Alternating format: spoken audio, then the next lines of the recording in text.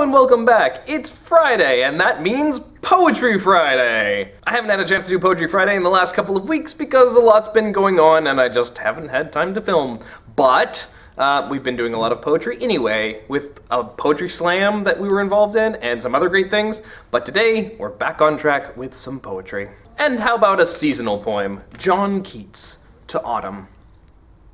Season of mists and mellow fruitfulness, close bosom friend of the maturing sun, conspiring with him how to load and bless with fruit the vines that round the thatch eaves run, to bend with apples the mossed cottage trees, and fill all fruit with ripeness to the core, to swell the gourd and plump the hazel shells with a sweet kernel, to set a budding more and still more later flowers for the bees, until they think warm days will never cease, for summer has o'erbrimmed their clammy cells.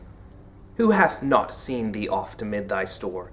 Sometimes whoever seeks abroad may find thee sitting careless on the granary floor, thy hair soft lifted by the winnowing wind, or on a half-reaped furrow, sound asleep, drowsed with the fume of poppies, while thy hook spares the next swath and all its twined flowers.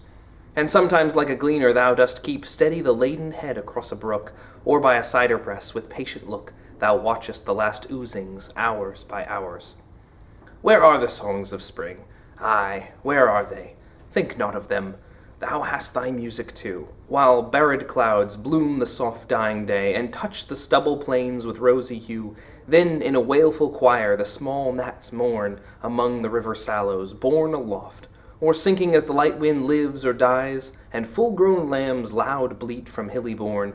Hedge crickets sing, and now with treble soft the red-breast whistles from a garden croft, and gathering swallows titter in the skies.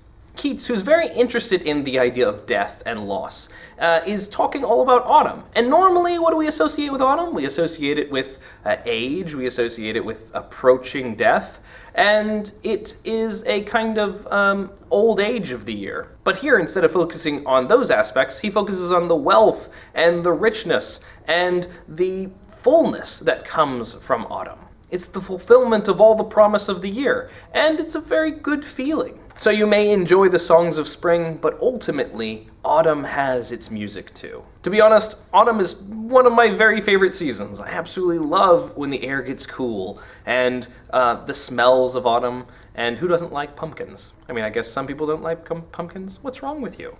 Also, I have to thank Lawrence for reminding me of this poem. He has some wonderful poem readings over on his YouTube channel. You should check him out. Click right here to see him, and you can see him reading to autumn, and look at some of his other great poems. He does a great job of reading poetry, and it always makes me very happy to watch them. Thanks for watching. You can click up here to watch the previous episode, or click here to watch the next episode, or click down here to subscribe. And I hope you have a wonderful week, and I'll see you next week with something or other. Hopefully it'll be Poetry Friday. But for now, it's lunchtime, and my wife dropped off an orange cranberry muffin. I'm so happy. She's the best. See you next time.